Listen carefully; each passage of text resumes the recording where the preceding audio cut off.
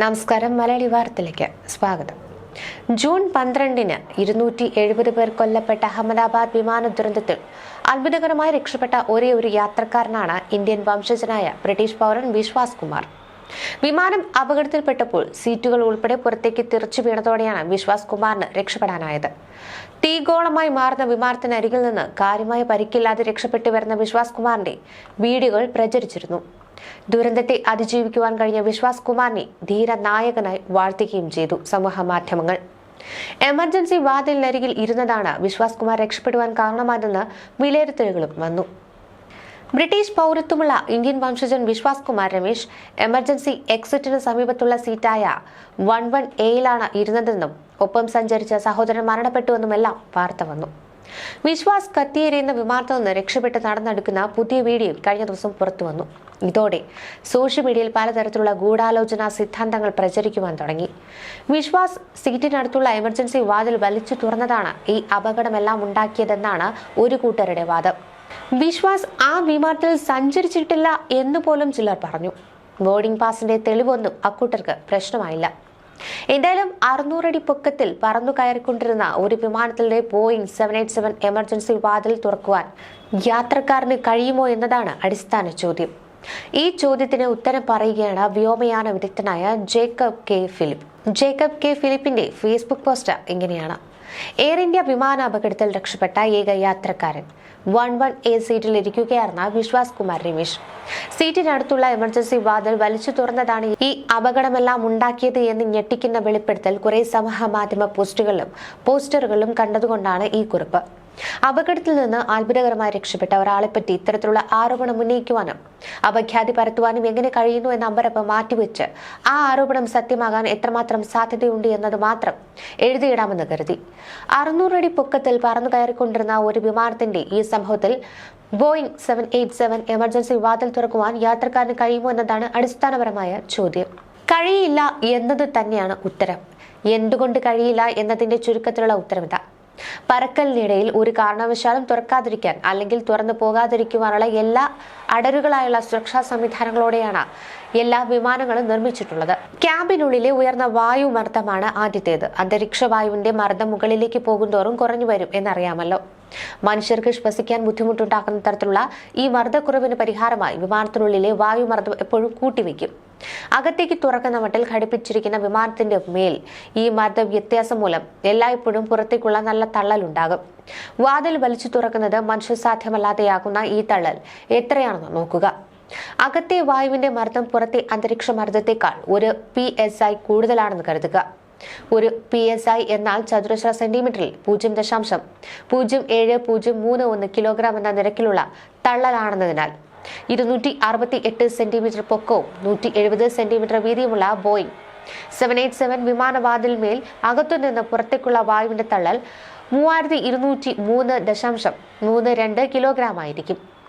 3 ടണ്ണിലേറെ ബലത്തിൽ വാതിൽ പിടിച്ചു വലിക്കുവാൻ കഴിയുന്ന യാത്രക്കാരില്ലാത്തിടത്തോളം കാലം പേടിക്കേണ്ടതില്ലെന്നർത്ഥം.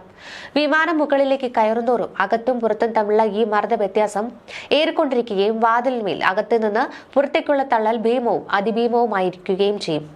അപ്പോൾ സ്വാഭാവികമായും തോന്നുന്ന ഒരു ആശങ്കയുണ്ട്: എയർ ഇന്ത്യ വിമാനം പറക്കുകയായിരുന്ന 600 അടി പോലുള്ള കുറഞ്ഞ പൊക്കങ്ങളിൽ ഈ മർദ്ദ വ്യത്യാസം സ്വാഭാവികമായും തീരെ കുറവായിരിക്കുമല്ലോ. ചിലപ്പോൾ വ്യത്യാസമേ ഇല്ലെന്ന് വരാം. അപ്പോൾ വാതിൽ ഉള്ളിൽ നിന്ന് ഉള്ളിലേക്ക് വലിച്ചു തുറന്നുകൂടി? അവിടെയാണ് വിമാനത്തിലെ ഫ്ലൈറ്റ് ലോക്ക് സിസ്റ്റം എന്ന പൂട്ടൽ സംവിധാനത്തിന്റെ പ്രസക്തി. വിമാനം തറയിൽ നിന്ന് ഉയർന്നാലുടൻ പൂട്ടുകൾ തനിയെ വീഴുമെന്നത് ആദ്യത്തെ കാര്യം. വീണ പൂട്ടുകൾ തൽസ്ഥാനത്ത് ഉറപ്പിച്ചു നിർത്തുന്നത് വൈദ്യുതി കൊണ്ട് പ്രവർത്തിക്കുന്ന ഇലക്ട്രിക് മെക്കാനിക്കൽ സംവിധാനങ്ങളാണ്. വലിച്ചു തുറക്കുവാൻ ശ്രമിച്ചാൽ 1 ഇഞ്ച് വിട്ടുതരില്ല ഇവ. പിന്നെ എയർ ഹോസ്റ്റസ്മാർ തുറക്കുന്നതോ? പറക്കലിനിടെ തുറക്കുവാൻ അവർക്കും കഴിയില്ല. വിമാനത്താവളത്തിൽ നിർത്തിയിട്ടിരിക്കുമ്പോൾ ക്യാബിൻ ക്രൂ ഈ വാതിലുകൾ തുറക്കുന്നത് കൃത്യമായി പഠിച്ചിട്ടുള്ളതുകൊണ്ടാണ്. ആദ്യമായി തൊടുന്നയാൾക്ക് വാതിൽ പിടി എങ്ങനെ തിരിക്കണമെന്നും കറക്കണമെന്നും ഒക്കെയുള്ള സങ്കീർണമായ നടപടിക്രമത്തെപ്പറ്റി ഒരു പിടിയും കിട്ടില്ല. പക്ഷേ വിശ്വാസ് കുമാറിന് അടുത്തുണ്ടായിരുന്നത് എമർജൻസി എക്സിറ്റ് അല്ലേ? അത് തുറക്കാൻ താരതമ്യേന എളുപ്പമാണല്ലോ. ഡ്രീം ലൈനർ വിമാനത്തിന്റെ എല്ലാ വാതിലുകളും ഒരേപോലെയുള്ളതാണ് എന്നതാണ് ഇതിനുള്ള ഉത്തരം. പേര് എമർജൻസി എക്സിറ്റ് ആണെന്നെങ്കിലും മറ്റു വാതിലുകളുമായി വ്യത്യാസമൊന്നുമില്ല. തുറക്കാൻ പരിശീലനം കിട്ടിയ ക്യാബിൻ ക്രൂ തന്നെ വേണം. വൈദ്യുതി കൊണ്ട് പ്രവർത്തിക്കുന്നവയാണ് ഈ ലോക്കുകളെന്ന് നേരത്തെ പറഞ്ഞല്ലോ. അതിനാൽ ഈ അപകടത്തിന് മുൻപ് റാറ്റ് പ്രവർത്തിച്ചിരുന്നത് വൈദ്യുതി പൂർണ്ണമായി നിലച്ചിരുന്നതിനാണ് എന്ന് വ്യക്തമായ സ്ഥിതിക്ക് അത് വാതിൽ പൂട്ടുകളെ ബാധിച്ചിട്ടുണ്ടാവില്ലേ എന്ന സംശയമുണ്ടാകാം. പേടിക്കേണ്ടതില്ല എന്നതാണ് അവിടെ ഉത്തരം. വൈദ്യുതി നിലച്ചാൽ പൂട്ടുകൾ പൂട്ടിയ നിലയിലായിരിക്കും നിശ്ചലമാവുക എന്നതാണ് കാരണം. കറണ്ട് പോയാലും വാതിൽ തുറന്നു ചാടാനാവില്ലെന്നർത്ഥം. വിമാനം തുറക്കുവാൻ കഴിയുന്ന വേറൊരു കൂട്ടരുണ്ട്. അത് വിമാന അറ്റകുറ്റപ്പണി നടത്തുന്ന പ്രത്യേക പരിശീലനം കിട്ടിയവരാണ്. വിമാനത്തിന്റെ വാതിൽ തകരാർ എന്തെങ്കിലും വന്ന് അനക്കുവാൻ വയ്യാതായാൽ വാതിൽ പാളിയിലെ ചില പാനലുകൾ അഴിച്ചുമാറ്റി അവർക്ക് വാതിൽ തുറക്കാനാകും. അതും വിമാനം എയർപോർട്ടിൽ നിർത്തിയിട്ടിരിക്കുമ്പോൾ മാത്രം. വിശ്വാസ് കുമാർ രമേശ് വാതിൽ തുറന്ന് പുറത്തു ചാടി വിമാനം തകർത്തില്ല എന്ന് ചുരുക്കമെന്നായിരുന്നു ഈ പോസ്റ്റ്. അഹമ്മദാബാദ് വിമാനാപകടത്തിൽപ്പെട്ട ബോയിംഗ് വിമാനത്തിന് തകരാറുകൾ ഇല്ലായിരുന്നുവെന്ന് Air India CEO Campbell Wilson കഴിഞ്ഞ ദിവസം പ്രതികരിച്ചിരുന്നു. ലണ്ടനിലേക്ക് പറക്കും വരെ വിമാനത്തിന് ഒരു പ്രശ്നവുമില്ലായിരുന്നു. എഞ്ചിൻ പരിശോധനകൾ കൃത്യമായി നടത്തിയിട്ടുണ്ട്. വലതുവശത്തെ എഞ്ചിന്റെ അറ്റകുറ്റപ്പണി മാർച്ചിലാണ് നടന്നത്. ഇടതുവശത്തെ എഞ്ചിൻ ഏപ്രിലിൽ പരിശോധിച്ചിരുന്നു. അടുത്ത പരിശോധന നടക്കേണ്ടിയിരുന്നത് വരുന്ന ഡിസംബറിലായിരുന്നുവെന്നും ക്യാമ്പ് എയർ ഇന്ത്യ ജീവനക്കാർക്ക് അയച്ച കത്തിൽ വ്യക്തമാക്കുന്നുണ്ട്.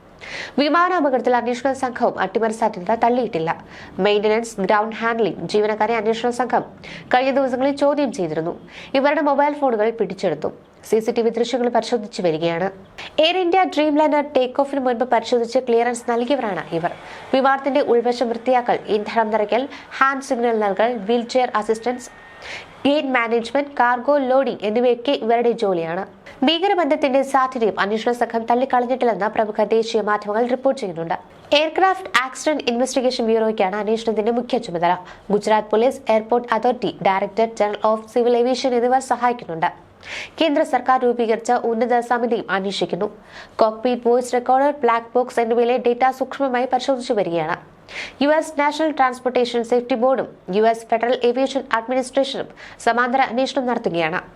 ബോയിംഗ് കമ്പനി ഉദ്യോഗസ്ഥരും UK ഏവിയേഷൻ വിദഗ്ധരും അഹമ്മദാബാദിൽ ക്യാമ്പ് ചെയ്യുന്നുണ്ട്. ബ്രിട്ടീഷ് പൗരനായ വിശ്വാസ് കുമാർ രമേശും സഹോദരനായ അജയ് കുമാർ രമേശും അപകടത്തിന് ഏതാനും ദിവസങ്ങൾക്ക് മുമ്പാണ് ഇന്ത്യയിലെത്തിയത്. തുടർന്ന് തിരികെ ബ്രിട്ടനിലേക്ക് മടങ്ങുന്നതിനിടെയായിരുന്നു ദാരുണമായ അപകടം. ടേക്ക് ഓഫ് കഴിഞ്ഞ് 30 സെക്കൻഡുകൾക്കുള്ളിലാണ് അപകടം സംഭവിച്ചത്. താനും മരിക്കുകയാണെന്നാണ് കരുതിയത്. തന്റെ കൺമുന്നിൽ വെച്ചാണ് ആളുകൾ മരിച്ചു വീണത്. താൻ എങ്ങനെ അതിജീവിച്ചുവെന്ന് എനിക്ക് തന്നെ വിശ്വസിക്കാൻ കഴിയുന്നില്ലെന്നായിരുന്നു വിശ്വാസ് ആശുപത്രിയിൽ വെച്ച് മാധ്യമങ്ങളോട് പ്രതികരിച്ചത്. വിശ്വാസ് കുമാർ രമേശ് വിമാനത്തിൽ നിന്നും രക്ഷപ്പെട്ട് പുറത്തേക്ക് നടന്നു വരുന്ന വീഡിയോ കഴിഞ്ഞ ദിവസങ്ങളിലൊക്കെ പുറത്തു വന്നു. വെളുത്ത ടീഷർട്ട് ധരിച്ചിരുന്ന വിശ്വാസ് കുമാർ ഇടതു കൈയിൽ മൊബൈൽ ഫോണുമായി അപകട സ്ഥലത്ത് നിന്ന് പുറത്തേക്ക് നടക്കുന്ന വീഡിയോ സമൂഹ മാധ്യമങ്ങളിൽ വലിയ തോതിലാണ് പ്രചരിച്ചത്. നാട്ടുകാർ ഇദ്ദേഹത്തിന്റെ അടുത്തേക്ക് ഓടിയെത്തി ഉടൻ ആശുപത്രിയിലേക്ക് കൊണ്ടുപോവുകയായിരുന്നു. കത്തുന്ന ഹോസ്റ്റൽ കെട്ടിടത്തിന് സമീപത്തുള്ള ഗേറ്റിലൂടെ ഒരാൾ പുറത്തേക്ക് വരുന്നത് കണ്ടുവെന്നും എന്നാൽ അത് വിമാനത്തിൽ ഉണ്ടായിരുന്ന ആളായിരുന്നുവെന്ന് ആദ്യം മനസ്സിലായില്ല എന്നുമാണ് ദൃക്സാക്ഷികൾ പറഞ്ഞത്. അദ്ദേഹത്തെ ആശുപത്രിയിലാക്കാനുള്ള ശ്രമങ്ങളെ വിശ്വാസ് കുമാർ ആദ്യം തടഞ്ഞു. തന്റെ സഹോദരൻ തീയിൽ വെന്തുരുകുകയാണെന്നും അദ്ദേഹം ആവർത്തിച്ചുകൊണ്ടിരുന്നുവെന്നും ആംബുലൻസ് സർവീസ് ജീവനക്കാരൻ കഴിഞ്ഞ ദിവസം ഇന്ത്യൻ എക്സ്പ്രസിനോട് പറഞ്ഞിരുന്നു. ആശുപത്രിയിലേക്ക് പോകുന്ന വഴിയാണ് താനും ആ വിമാനത്തിലുണ്ടായിരുന്ന ആളാണെന്ന് വിശ്വാസ് പറഞ്ഞതെന്ന് മാധ്യമങ്ങൾ റിപ്പോർട്ട് ചെയ്തു. അന്വേഷണ സംഘത്തിന്റെ കർശന നിയന്ത്രണത്തിലും നിരീക്ഷണത്തിലുമാണ് ഇപ്പോൾ വിശ്വാസ് ഉള്ളത്. അപകടത്തെക്കുറിച്ച് ഇദ്ദേഹത്തിന്റെ ഭാഗത്തു നിന്ന് ഇനിയും വിവരങ്ങൾ അന്വേഷണ സംഘത്തിന് ചോദിച്ചറിയുവാനുണ്ട്. അന്വേഷണ സംഘത്തിന്റെ നിർദ്ദേശപ്രകാരം വിശ്വാസിനെ ഹോട്ടലിലേക്കാണ് മാറ്റിയത്. ഹോട്ടലിലേക്ക് മാറ്റിയ അദ്ദേഹത്തോട് അന്വേഷണ സംഘം കൂടുതൽ കാര്യങ്ങൾ ചോദിച്ചറിയും. ന്യൂസ് ഡെസ്ക് മലയാളി വാർത്ത.